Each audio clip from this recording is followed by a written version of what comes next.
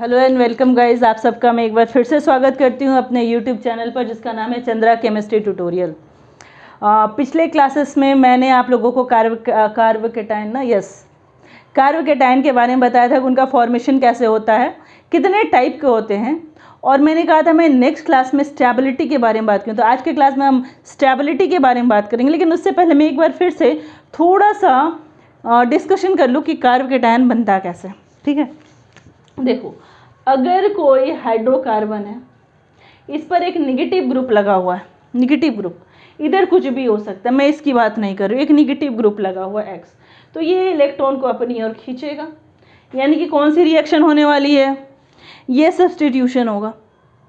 Elimination भी हो सकता है, लेकिन यहाँ सब्स्टिट्यूशन होगा। मैं रिपीट कर दे रही हूँ ताकि आपको याद आ जाए मेरा सब्स्टिट्यूशन वाला क्लास। ठीक है, तो इसके कारण क्या होगा, अभी सब्स्टिट्यूशन भी नहीं होगा, अभी पहले निकलेगा। तो निकलने के कारण इस पर क्रिएट होगा। देखो, ये क्या किया, हेलोजन है ना, कार्बन के आउटर में 4 इलेक्ट्रॉन होते हैं, हेलोजन के आउटर में 7 इलेक्ट्रॉन होते हैं। मैंने मोर इलेक्ट्रोनेगेटिव लिया।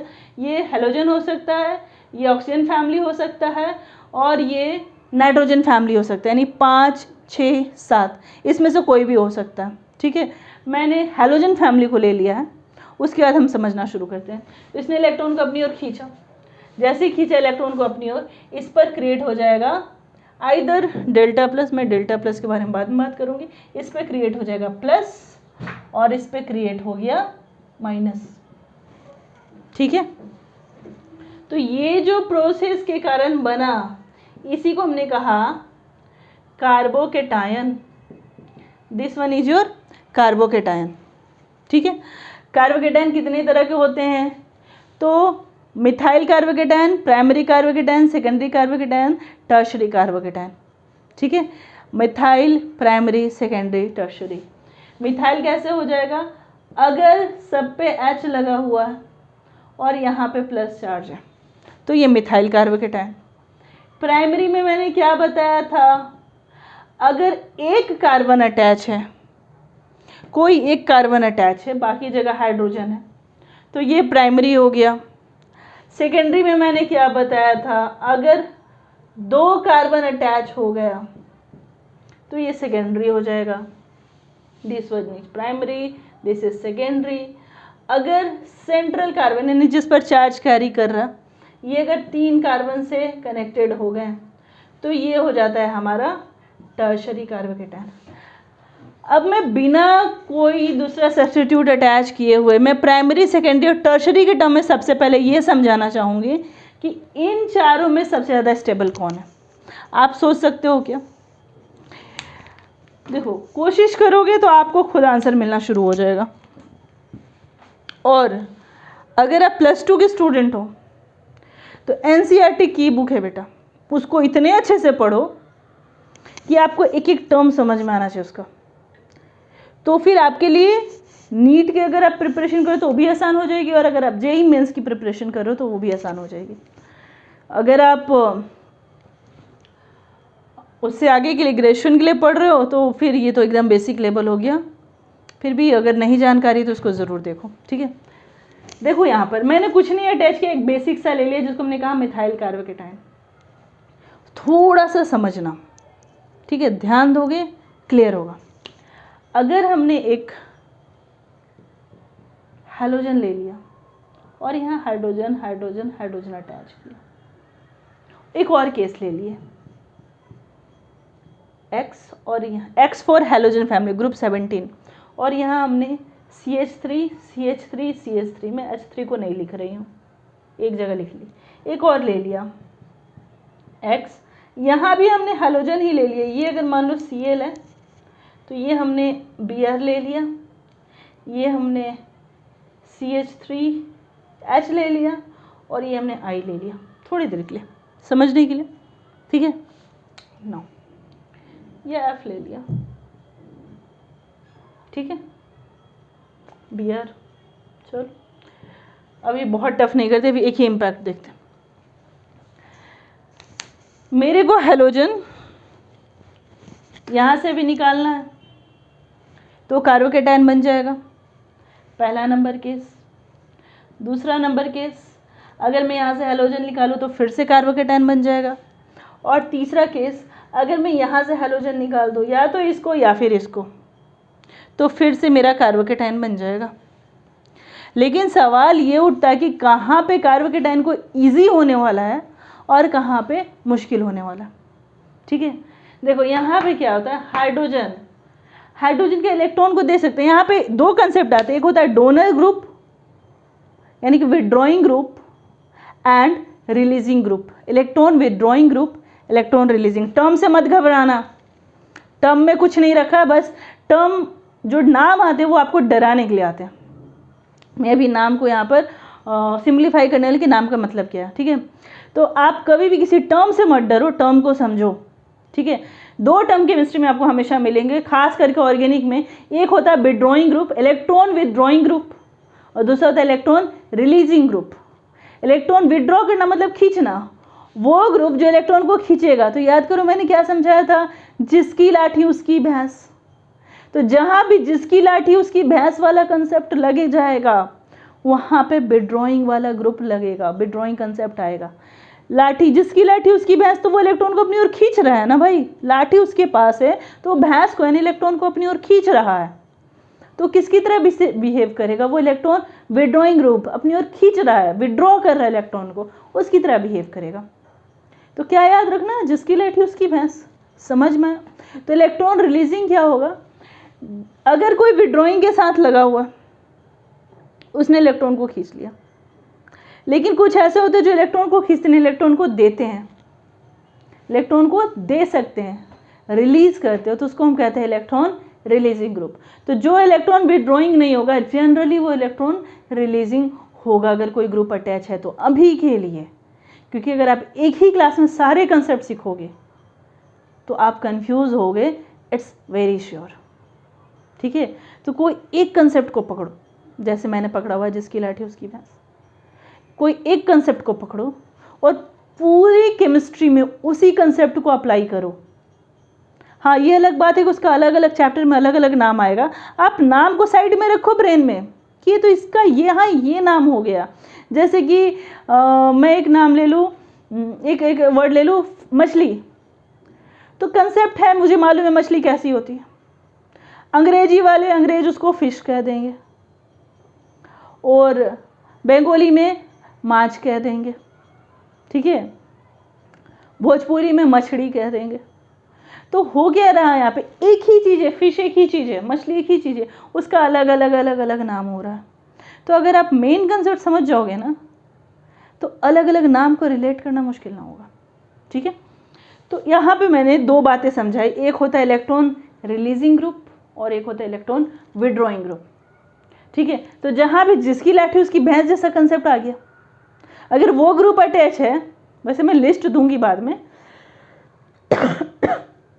तो वो इलेक्ट्रॉन विड्रॉइंग होगा और बाकी हो जाएंगे इलेक्ट्रॉन रिलीजिंग। ठीक है, मैं समझाऊंगी इस चीज़ को काफ़ी डिटेल में। अभी मेन फोकस है हमारा स्टेबिलिटी। ठीक है, तो देखो बाबू, यहाँ पर ये हाइड्रोजन ये देता तो है लेकिन बहुत स्ट्रांगली नहीं देता है। देने की कैपेसिटी में मिथाइल ज़्यादा स्ट्रांग होता है। मिथाइल देखो, कार्बन कार्बन 4 है ना, 4 इसके पास भी 4 इसके पास भी, तो ये कभी लेगा नहीं, ये इलेक्ट्रॉन देगा, दे सकता है। ठीक है, तो पहले यहाँ देख लेते हैं। यहाँ पे हाइड्रोजन ओके निकल सकता है, कोई बात नहीं, ये इसके साथ बिजनेस की पार्टनरशिप में है, but he wants to leave. ठीक है, तो यहाँ पे कोई दूसरा फैक्टर नहीं जो उसको छोड़ने पे मजबूर करे या रहने पे मजबूर करे। ठीक है, कोई दूसरा फैक्टर नहीं जो इस एक्स को अपनी ओर खींचे या फिर इस एक्स को जाने पे मजबूर करे, ऐसा कुछ भी नहीं। तो हमने एक केस ये देख लिया। अब इसकी स्टेबिलिटी को क्या फ़र्क पड़ा मैं अभी डिस्कस नहीं करूँगी, आपको खुद समझ में आने वाला है। दूसरा केस देखते हैं। इसके केस में देखो, इसके पास कुछ इलेक्ट्रॉन है, ये 7, ये बाकी कार्बन के इलेक्ट्रॉन को अपनी ओर खींच रहा है। जब ये खींच रहा है, जैसे इसने इलेक्ट्रॉन को खींचा, इस कार्बन पर, इस सेंट्रल कार्बन पर थोड़ी कमी होगी। तो देखो इसके आजू बाजू में ये कार्बन अपने इलेक्ट्रॉन को दे सकता है, ये कार्बन अपने इलेक्ट्रॉन को दे सकता है, अपने कार्बन को दे सकता है। तो ये जो होते हैं, ये होते हैं electron donating group. Electron releasing group, electron giving group. ठीक है, तो इन्होंने क्या किया, इस कार्बन को अपना इलेक्ट्रॉन दे दिया, इसको इलेक्ट्रॉन चाहिए था और इन्होंने अपने इलेक्ट्रॉन दे दिया, यानी पे यहाँ पर बहुत सारा माइनस हो गया। थोड़े से क्लासेस समझ लो, एकदम लेमन लैंग्वेज में समझा रहा हूँ। यहाँ पे बहुत सारा माइनस हो गया है, यहाँ पे हाँ इन लोगों ने दिया, तो यहाँ इलेक्ट्रॉन की डेंसिटी बहुत ज़्यादा हो गई है। ठीक है, यानी इलेक्ट्रॉन बढ़ गया है। मैं अभी टेक्निकल लैंग्वेज में नहीं समझा रही हूँ, तो don't go for the terms, मैं एकदम सिंपल लैंग्वेज में समझा रही हूँ कि इन सब ने अपना अपना इलेक्ट्रॉन इसकी ओर दिया, थोड़ा सा खिसकाया। ठीक है, तो इस कार्बन को फील होगा कि I am very rich, electron मेरे पास ज़्यादा हो गया। और इसको क्या चाहिए, इसको इलेक्ट्रॉन निकलने के लिए चाहिए। इस कार्बन को फील हो रहा है मेरे पास बहुत और ये निकलना चाह रहा है, तो बताओ निकलने देगा कि नहीं देगा। सिंपली ऐसे समझो, बचपन वाला कंसेप्ट, इलेक्ट्रॉन इलेक्ट्रॉन रिपल्सन हो रहा है, वो आराम से निकल जाएगा। वैसे कंसेप्ट यहाँ ये लगता है कि यहाँ पे बहुत ज़्यादा सारा इलेक्ट्रॉन की डेंसिटी, तो इलेक्ट्रॉन लेकर के रिलीज होगा। अगर इस कार्बन के पास इलेक्ट्रॉन की कमी हुई तो ये इलेक्ट्रॉन लेकर नहीं निकल पाएगा। अगर इस कार्बन के पास इलेक्ट्रॉन ज़्यादा हुए, नेगेटिव ज़्यादा हुआ, तो ये आराम से निकल जाएगा। बस इतना ही कंसेप्ट आता है। ठीक है, 2 केस हुआ। तीसरा केस देखो, यहाँ पे भी 3 अलग अलग ग्रुप है। हाइड्रोजन देता है लेकिन बहुत कम, उतना इफेक्टिव नहीं है। ठीक है, ब्रोमीन देता नहीं है, लेता है। कार्बन से ये ज़्यादा निगेटिव है ना, कार्बन से ये ज़्यादा निगेटिव, तो इलेक्ट्रॉन को ये लेगा। इसने भी इलेक्ट्रॉन को लिया, तो कार्बन पे इलेक्ट्रॉन की डेंसिटी पहले से बढ़ेगी कि घट जाएगी। चूँकि इन लोगों ने भी हिस्सेदारी कर लिया, ऐसे समझो कि इसके पास 10 चार्ज थे निगेटिव के, ये 6 ये 4 चार्ज थे, इसने भी ले लिया, इसने भी ले लिया। अब इसको जब चाहिए निकलने के लिए, तो बताओ कम मिलेगा कि ज़्यादा मिलेगा, पहले से कम मिलेगा। फिर से समझो, यहाँ पर दे रहा है, बहुत इफेक्टिव डोनर नहीं, लेकिन दे रहा है बहुत कम, लेकिन फिर भी अगर निकलना चाहेगा तो निकल सकता है। अब इसको और इसको कंपेयर कर दें, इन दोनों में किस में आसानी से निकलेगा, तो इन दोनों में इलेक्ट्रॉन यहाँ ज़्यादा आसानी से निकलेगा, क्योंकि इस कार्बन पर इलेक्ट्रॉन की डेंसिटी ज़्यादा फील हो रही है। क्यों? क्योंकि पास में क्या लगे हुए हैं, इलेक्ट्रॉन रिलीजिंग ग्रुप। जैसे ही इस कार्बन को थोड़ी कमी महसूस हुई थी, इसने खींचा था इलेक्ट्रॉन को, तो जैसे ही इस कार्बन को कमी महसूस हुई तो ये सारे आ गए सपोर्ट करने के लिए कि हम हैं तुम्हारे साथ। ठीक है, तो इसको फिर से रिचनेस फील हुआ और इसने इसको बोला जा भाई जा, नहीं जा सिमरन जा, तो सिमरन की जगह बोलेगा जा हैलोजन जा, जी ले अपनी ज़िंदगी। ठीक है, ये हैलोजन को रिलीज कर दिया। सेम यहाँ पे देख लो, यहाँ पर ये Cl निकलना तो चाहता है, लेकिन इस Cl को इलेक्ट्रॉन कम मिल रहा है। ठीक है, तो इसके मुकाबले यहाँ पे इसको तकलीफ होगी, बिल्कुल होगी, क्योंकि यहाँ पे अब इलेक्ट्रॉन कम हो गए। इसने भी खींच लिया अपनी ओर, इसने भी खींच लिया, और इसको निकलने के लिए इलेक्ट्रॉन चाहिए था, इलेक्ट्रॉन मिल नहीं रहा, तो इसकी तो परेशानी बढ़ गई है भाई। ठीक है, तो यहाँ पर आसानी नहीं होने वाली। अब इसको और इसको मैंने कंपेयर कर लिया, इन दोनों को कंपेयर कर लिया कि जब भी ऐसा केस होगा तो ये ज़्यादा आराम से निकलेगा और ये कम आराम से निकलेगा। अब इसको और इसको कंपेयर कर ले, देखो यहाँ पे कोई ले नहीं रहा था, थोड़ा थोड़ा एकदम ना के बराबर दे रहा था, ना के बराबर यानी ऑब्जेक्ट ही नहीं कर रहा था, न्यूट्रल की तरह। लेकिन यहाँ पे क्या है, ले रहे हैं, तो इसमें और इसमें किसको आसानी होएगी, इन दोनों में। 1 और 3 में एक को आसानी होएगी, 3 को मुश्किल होएगी। तो सिंपली सारा फंडा इलेक्ट्रॉन्स का है।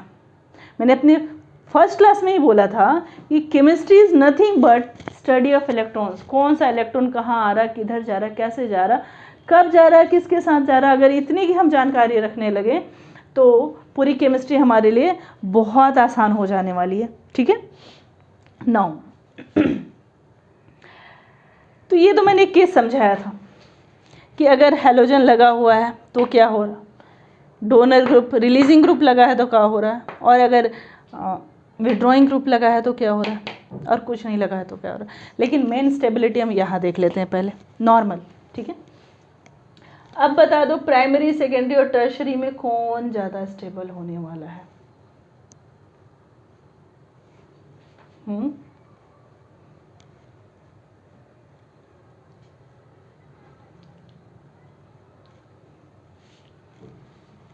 देखो ये मिथाइल प्राइमरी, सेकेंडरी, टर्शरी। ठीक है, मिथाइल में कोई भी रिलीजिंग ग्रुप नहीं है, इलेक्ट्रॉन नहीं दे रहा। यहाँ पे एक रिलीजिंग ग्रुप है, यहाँ पर 2 रिलीजिंग ग्रुप है और यहाँ पर 3 इलेक्ट्रॉन रिलीजिंग ग्रुप है। तो सबसे ज़्यादा इलेक्ट्रॉन की डेंसिटी कहाँ पर है? यहाँ पर, यानी कि सबसे आसानी से कहाँ पे निकला होगा हैलोजन? यहाँ पे निकला होगा, यानी कि इसको कोई कमी फील नहीं हुई होगी।